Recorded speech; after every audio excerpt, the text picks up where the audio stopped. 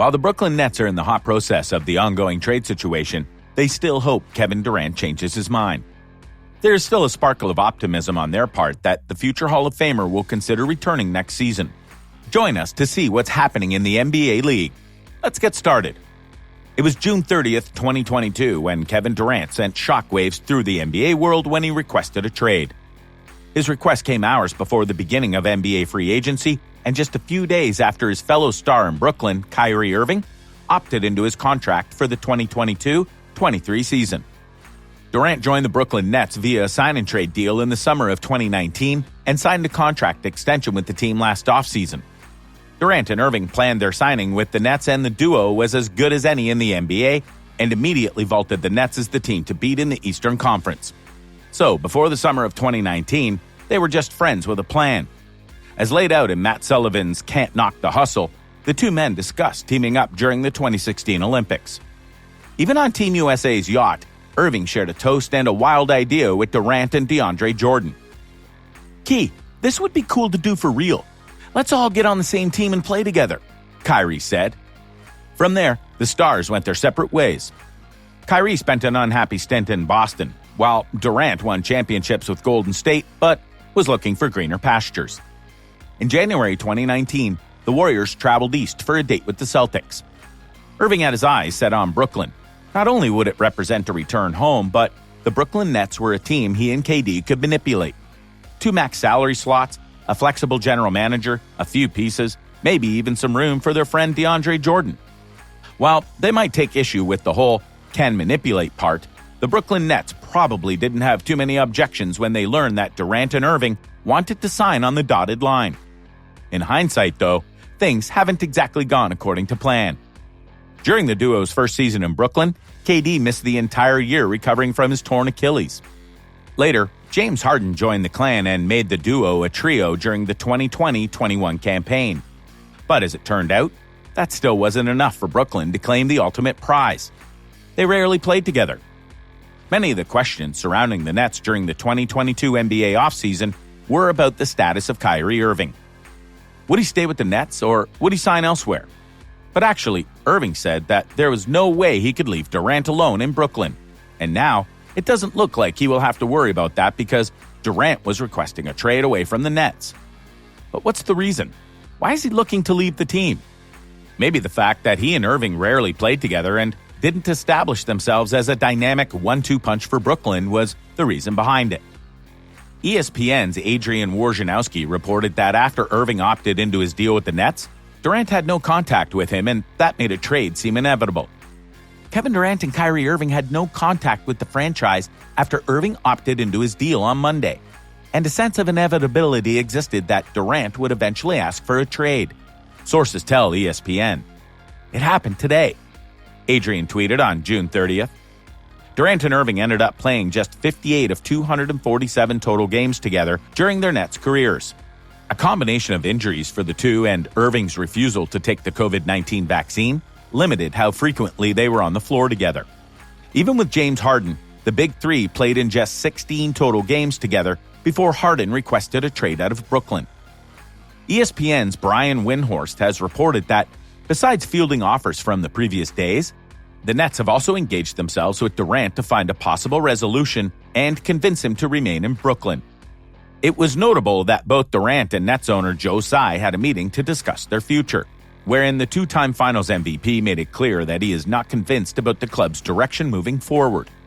What's kind of developed over those 47 days is we now kind of have 2 different negotiations.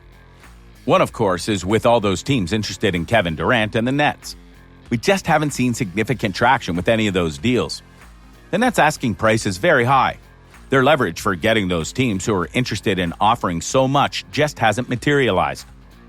The other negotiation that is now developing is between Durant and the Nets. That separate negotiation about what it would be like for him to come back. That's what a big part of the discussion he had with owner Joe Tsai in London about 10-11 days ago was. Joe Tsai and the Nets believe they have a really good team. They don't believe they have a good trade for Kevin Durant. They want him to consider coming back. But Durant has very clearly made it known that he doesn't want to play for the Nets under the current situation with the current coach and current GM. You have to ask yourself, what is the avenue? What is the path for Kevin Durant to move forward with the Nets? Because he's been told no on a trade, he's been told no on firing Steve Nash, he's been told no on firing Sean Marks, so where do we go from here? Windhorst said. As to what Size posted on Twitter, he remains committed with Marks and Nash. But it'll take a daunting decision to pivot towards granting Durant's request. It'll be a risky one also considering the looming free agency status of Kyrie Irving, as well as the loss of their defensive ace in Bruce Brown. They have the pieces to contend with, but a championship stands far considering the drama that this offseason produced and the holes that they are yet to address. After Durant's trade request, the Nets engaged in conversations with almost every team in the league, but because the Nets have set a sky-high threshold for the return the franchise wants for Durant, teams have not yet been able to meet the asking price. The Celtics, Toronto Raptors, and Miami Heat remain the most significant candidates to acquire Durant. But it doesn't need to be discussed anymore because, according to a statement from the Nets general manager Sean Marks, after months of trade talks, Kevin Durant is staying in Brooklyn. Coach Steve Nash and I, together with Governors Joe Tsai and Clara Wu Tsai, met with Kevin Durant and Rich Kleiman in Los Angeles yesterday. We've agreed to move forward with our partnership. We are focusing on basketball with one collective goal in mind: build a lasting franchise to bring a championship to Brooklyn, Mark said in a statement. So when Durant wanted Tsai to choose between him and the brain trust of Nash and Marks, instead, Nash and Mark will retain their job, while Durant will remain in Brooklyn as the 4-year, $198 million extension he signed last offseason kicks in this season. Despite the lack of progress on a potential deal, Durant maintained his desire to be traded throughout the offseason. But now he's apparently comfortable remaining with the Nets, for the time being at least. The star forward has 4 years remaining on his current contract. With Durant and Irving still with the team, the Nets will look to improve upon last year's first-round playoff exit and hope Ben Simmons will be a part of that. After all, any team that Durant is on has a chance to make some real noise. But that doesn't mean that things will be completely smooth in Brooklyn moving forward. However, a reconciliation period will likely be necessary, especially after Durant asked for both Nash and Marks to be fired. Now those guys will have to find a way to work together if the Nets are going to find success. Perhaps now they will be able to put all of the drama behind them and focus on basketball. But what is it exactly that Durant wants?